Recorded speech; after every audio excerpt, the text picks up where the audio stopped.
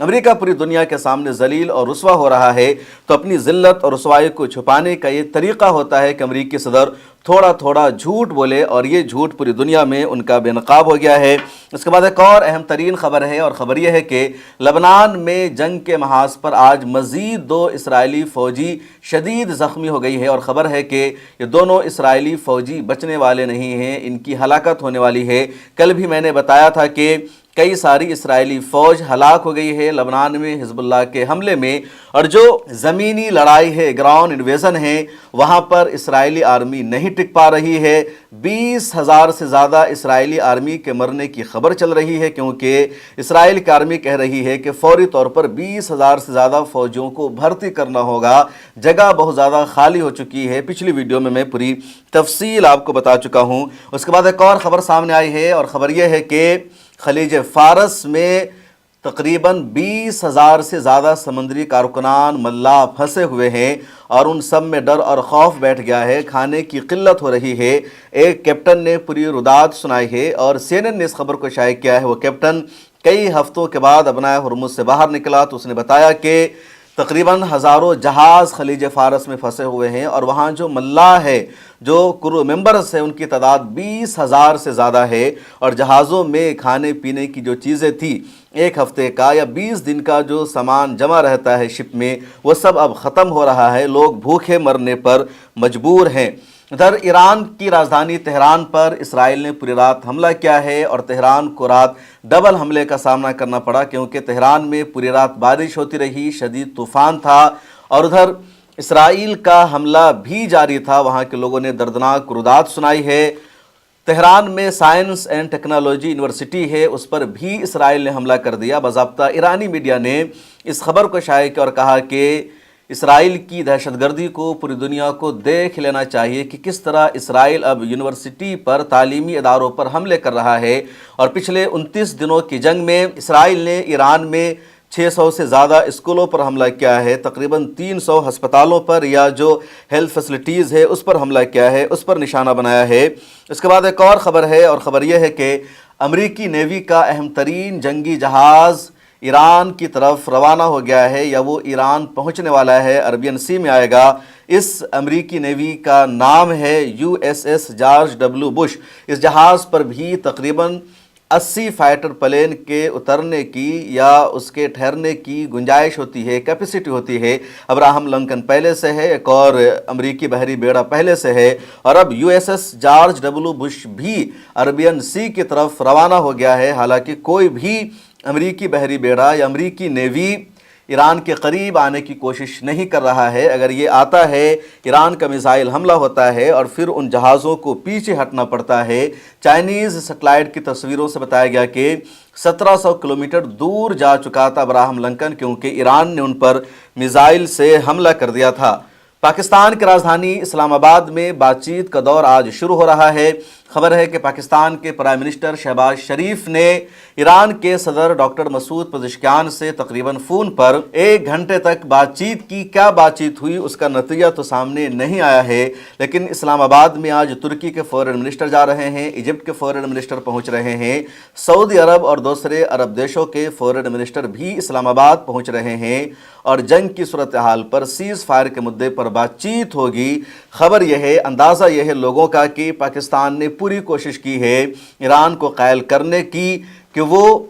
Middle asset پر حملہ نہ کرے، ابنائے ہرمز کو عرب دیشوں کے لیے بند نہ کرے، کیونکہ اگر اس کو بند کر دیا گیا تو آپس کی لڑائی بہت زیادہ بڑھ جائے گی۔ مڈل ایسٹ کے جتنے ممالک ہیں ان سب کا انحصار اسی ابنائے ہرمز پر ہے۔ قطر ہو، UAE ہو، کویت ہو، عراق ہو یا سعودی عربیہ ہو، یہاں سے جو کچھ ایکسپورٹ ہوتا ہے یا جو کچھ امپورٹ ہوتا ہے ابنائے ہرمز کے ذریعے ہی، اس کے علاوہ کوئی اور آپشن ان کے پاس نہیں ہے۔ سعودی عرب کے پاس ریڈ سی کا آپشن ہے، لیکن سعودی عرب میں جو تیل پایا جاتا ہے، جو گیس پایا جاتا ہے، وہ دمام کے علاقے میں یا خلیج کے سائیڈ میں ہی، اور ریڈ سی سے اس کو بھیجنا، ٹرانسفر کرنا پوسیبل نہیں ہوگا۔ سعودی عرب نے کئی مرتبہ منصوبہ بنایا کہ ایک آرٹیفیشیل नहर बनाई जाए और खलीज फारस को रेड सी से जोड़ दिया जाए, दोनों का लिंक कर दिया जाए, लेकिन वो मनसूबा अभी तक कामयाब नहीं हो सका और ये आसान भी नहीं होगा। इसलिए अबनाए हुर्मुज़ बहुत ज़्यादा अहम है और इसी मुद्दे पर पाकिस्तान के प्राइम मिनिस्टर शहबाज शरीफ ने ईरान के सदर से बातचीत की है। कल IRGC ने बहुत ख़तरनाक धमकी दी थी पूरे मिडिल ईस्ट के देशों को और कहा था मिडिल ईस्ट में जहाँ जहाँ अमरीकी कंपनी है, अमरीकी एसेट्स है या इजरायली कंपनी है, उन सब को निशाना बनाया जाएगा। IRGC ने कहा था वहाँ काम करने वाले तमाम लोग निकल जाए, लेकिन ये हमला ईरान ने अभी तक नहीं किया है। ईरान ने उस धमकी के बाद जो हमला किया है, फौजी एसेट्स पर हमला किया है, अमरीकी आर्मी के ठिकानों पर हमला किया है, खा वो हमला कुवैत पर हुआ हो या सऊदी अरब पर हुआ हो या अबू ज़हबी पर हुआ हो या इराक़ पर हुआ हो, और शायद बातचीत का जो दौर जारी है उसी का नतीजा है कि ईरान फ़िलहाल रुक गया है, क्योंकि इसराइल ने कल ईरान पर बहुत ख़तरनाक हमला कर दिया था, येलो केक पर हमला कर दिया था, जो वाटर इंस्टॉलेशन है उस पर इसराइल ने हमला कर दिया था, पावर प्लांट्स पर हमला कर दिया था, और अब ईरान भी इसराइल से इस हमले का बदला ले रहा है। ईरान ने भी गुज़िश्ता रात में इसराइल के कई शहरों को निशाना बनाया है, मिसाइल से हमला किया है। कुछ वीडियोस भी सोशल मीडिया पर वायरल हुई जिसमें देखा जा रहा है कि ईरान का जो मिसाइल है डायरेक्ट हिट कर रहा है तिल अबीब को, दूसरे शहरों को। हालांकि गुज़िश्ता रात के मिसाइल हमले में इसराइल को उतना नुकसान नहीं हुआ जितना हमला पिछले दिनों में हुआ है, लेकिन कल की रात भी ईरान ने इसराइल पर मिसाइल से हमला किया है। एक खबर गज़ा पट्टी से आ रही है और ख़बर यह है कि गज़ा पट्टी में येलो लाइन के नज़दीक 2 फ़लस्तीनी भाइयों को स्ट्राइक करके इसराइल ने शहीद कर दिया है। येलो लाइन के इधर हमास के कारकुनान है, उधर इजरायली आर्मी का कब्ज़ा है और इजरायली आर्मी कह रही है कि दोनों फ़लस्तीनी येलो लाइन को क्रॉस करने की कोशिश कर रहे थे, इसी वजह से इसराइल ने उन पर हमला कर दिया। हमास ने इस हमले की मजम्मत की है और कहा है कि फ़लस्तीनियों के खून का बदला इसराइल से लिया जाएगा। एक और बहुत बड़ी खबर है और इस खबर ने अमेरिका और इसराइल दोनों की नींद हराम कर दी है। दरअसल अमेरिका को ये लगता है कि टेक्नोलॉजी में वही सबसे आगे है, कोई और टेक्नोलॉजी में आगे नहीं जा सकता, लेकिन ईरानी हैकर्स ने तारीख रकम कर दी, कमाल कर दिया। ईरानी हैकर्स ने FBI के डायरेक्टर का ही ईमेल हैक कर लिया है, पूरी इंफॉर्मेशन हासिल कर ली और पूरी दुनिया में उनकी तस्वीरों को ईरानी हैकर्स ने शाया कर दिया। और ये अमेरिका को सबसे बड़ा धचका लगा है। अमेरिका पूरी दुनिया को ये बताता है कि उसका जो टेक्नोलॉजी का निज़ाम है, उसका जो पासवर्ड है, उसका जो सिस्टम है, सबसे ज़्यादा सिक्योर है, सबसे ज़्यादा महफूज है। अमेरिका चाहे पूरी दुनिया के सोशल मीडिया को हैक कर सकता है, पूरी दुनिया के ईमेल को हैक कर सकता है, जासूसी कर सकता है, सुन सकता है, लेकिन कोई उसका नहीं सुन सकता। लेकिन यहाँ ईरानी हैकर्स का एक ग्रुप है हंडाला, उसने FBI के डायरेक्टर